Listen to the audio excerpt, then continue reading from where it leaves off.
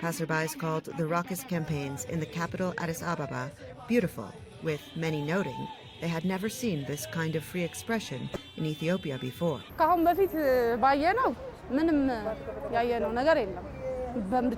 In the past, we have seen nothing like these concerning elections. Life has gotten expensive and people have died in violence recently, but I hope elections can make this right. There is now freedom. Opposition parties are campaigning freely. We have hope for a democratic country. On Monday, voters will go to the polls for the first time in 6 years to elect national and regional parliamentary members out of more than 8,000 candidates from 49 parties. Some candidates say voters are most concerned about economic development, political development, and security.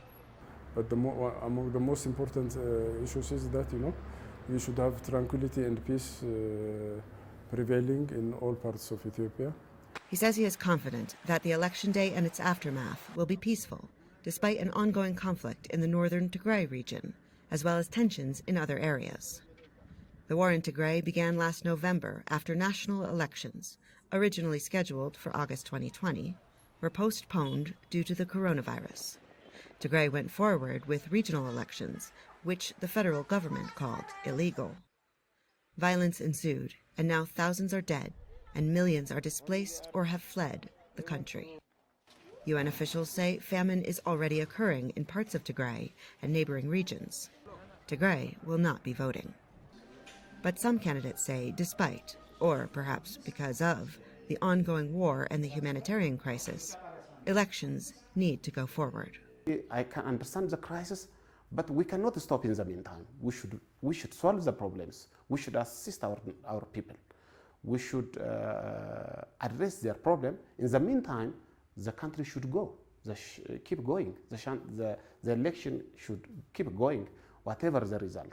Mekonnen says there has been some campaign repression, including forced closures of his party's offices and campaign rallies in areas supporting the ruling party. Ethiopian Prime Minister Abiy Ahmed is expected to retain his seat during these elections, despite the Tigray conflict between federal and regional forces.